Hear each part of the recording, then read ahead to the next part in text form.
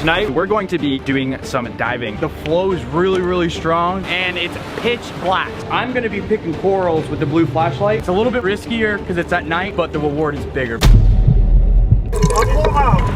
Pull them out.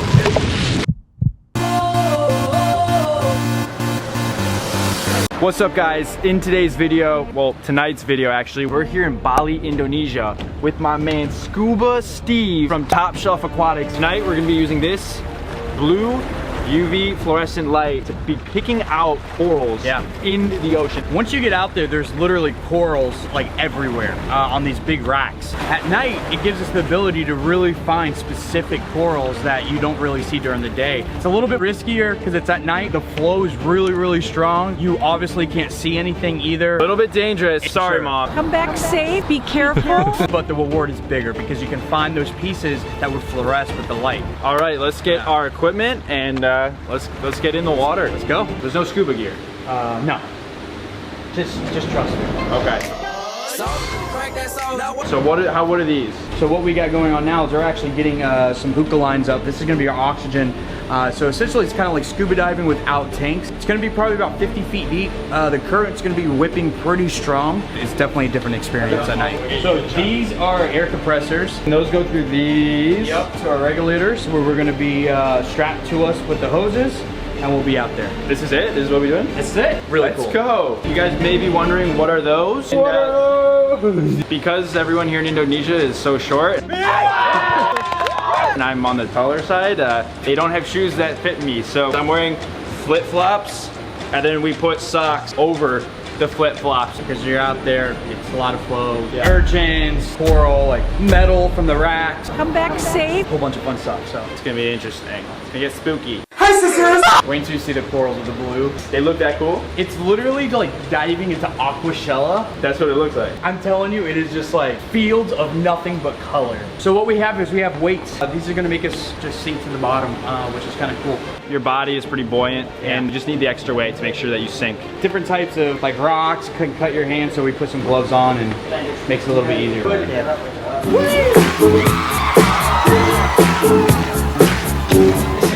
You're gonna want a glove as well. So when we get down there, you can actually hold on to a rack and film us. Other than coral, what are some like big animals we might see in the water tonight? So sharks, rays, big groupers, tons of fish, and it's kind of cool because they actually sleep under the racks. So we could be there like finding coral, boom, there's a big fish. So yeah, it's pretty freaking cool. We are ready. They have tied the oxygen hookah line to us. We have weights, we have a regulator. We're gonna start about 20 or 30 feet. If we get to the Euphilia Gardens, that's about 60 to 80 feet. So it's pretty deep and it's pitch black. Usually when I go out there, I only bring the blue flashlight. It's very eerie. Okay, so this is like hooked up to this orange tube and it goes all the way up there, hooked up to the machine up there where the blue guy is standing. And this is tied around you? Yeah, so they tie it to you. Dude, this is sketch, bro. Yeah. It's really sketch, dog. All right, I'm a little worried.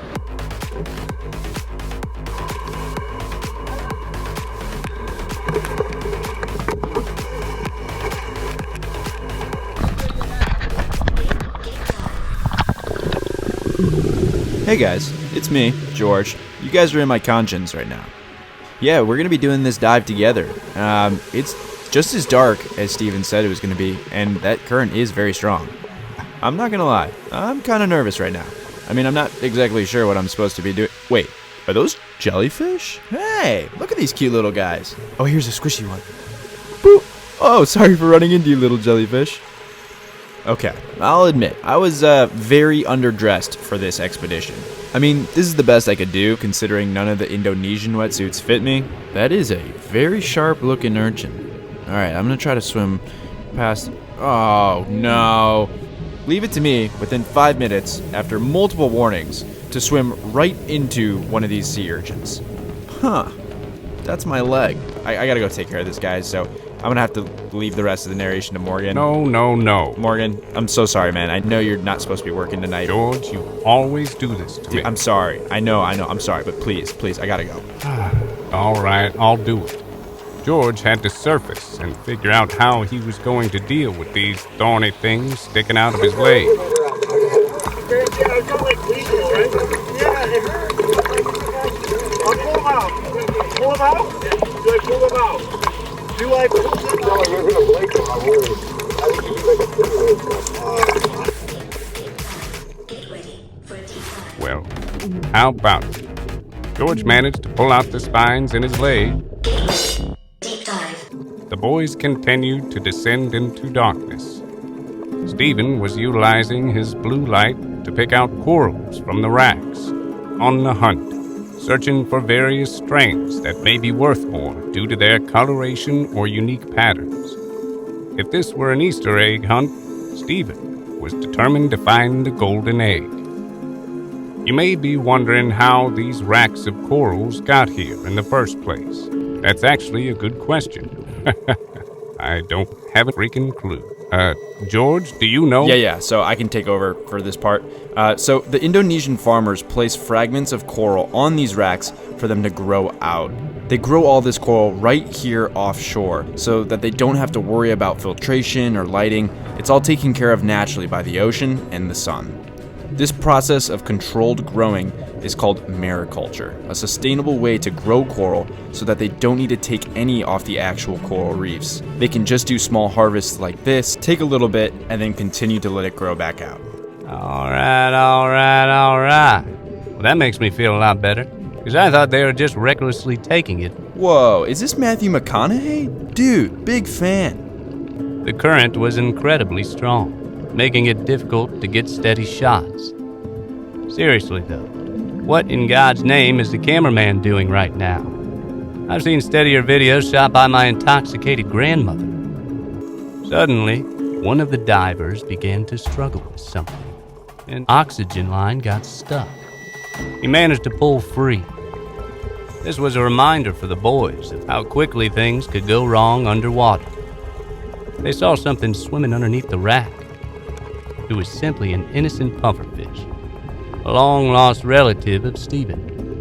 The two quickly had a family reunion. Along the way, they also saw some sharks and a large predator fish. Man, I love sharks. Just beautiful creatures. I hear they're actually super shy, too. Yeah, that's true. Alright, thanks Matt, but I think I can take it from here. As we descended deeper, I realized just how big this place was. It was an entire city crawling with life, with more coral than I had ever seen in any fish store or facility. Now I know this is going to sound stupid, a lot of you may not even have a fish tank, but for me, this experience, it was like a movie. I mean, at one point I had to stop and think like, how did I ever get here? I'm swimming in the middle of the Indonesian Ocean right now, using a flashlight to look for coral, like I don't know, Nicolas Cage looking for the lost city of gold.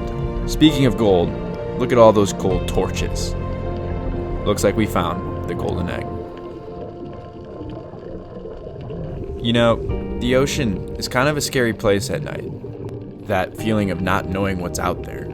You're only able to focus on what's in front of you. It's a humbling experience. You forget about everything going on in the world. Time stops, and you're just floating through a completely different dimension.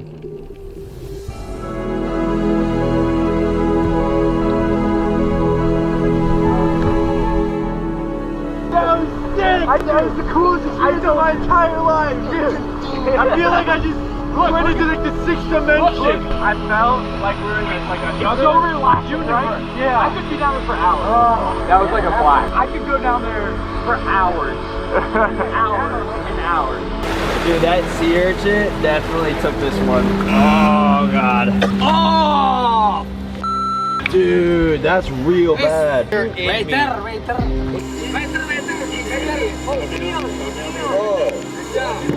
That is a myth.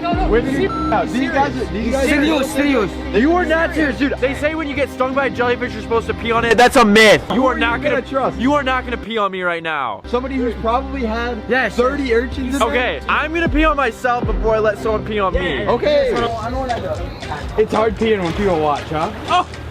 Oh, there it is. Oh, man. Did you drink any water today? No. That's yellow. I'm super dehydrated. Okay, I nailed it. It went right over it. This is the best content I've ever seen. George pissing on it. Yeah, traditional medicine. right, well, let's just get the equipment and let's head upstairs and we'll figure it out up there. Kalau yang panjang dicabut. Yang panjang-panjang sebisanya dicabut. Nanti Yeah. yang dalam itu dia keluar sendiri setelah dikencing. He said you can't pull it out. You have to like piss on it and then it goes away. Well, pull out the ones that you can touch. I've done the deed. I have very good aim. When I touch these, they really hurt.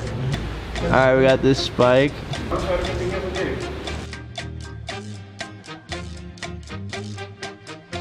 I mean, they're like deep in. Yeah, the ones that are deep you can't get out.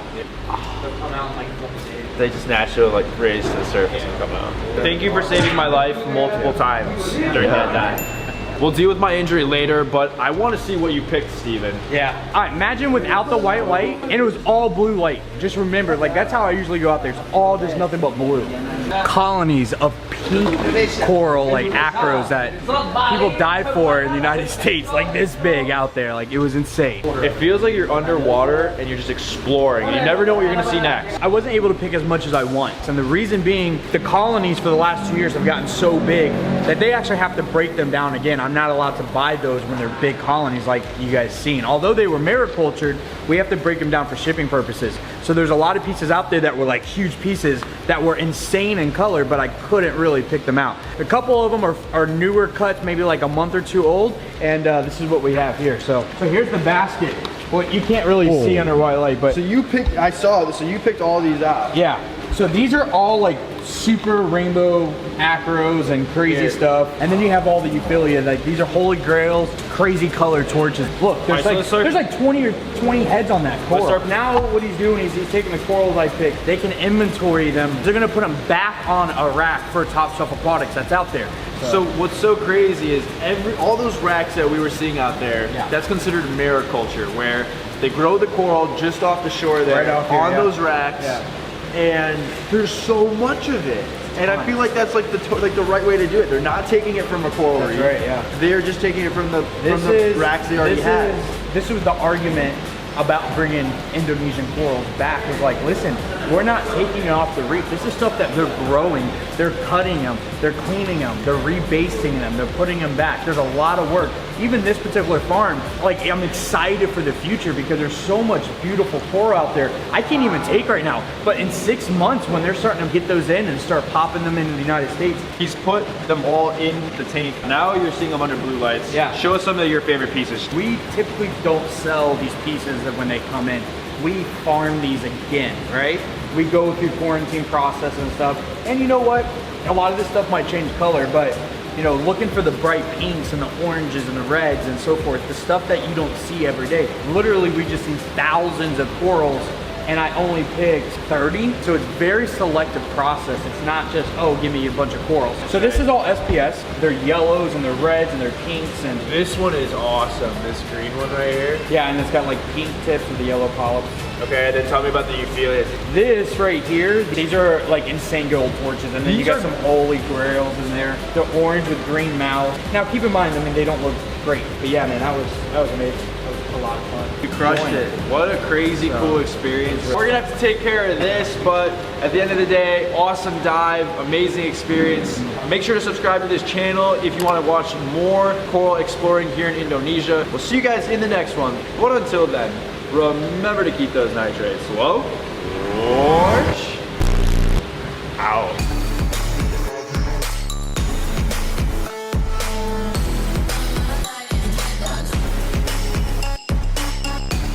Oh, and I was just touching you and you pissed all over yourself. Oh my God.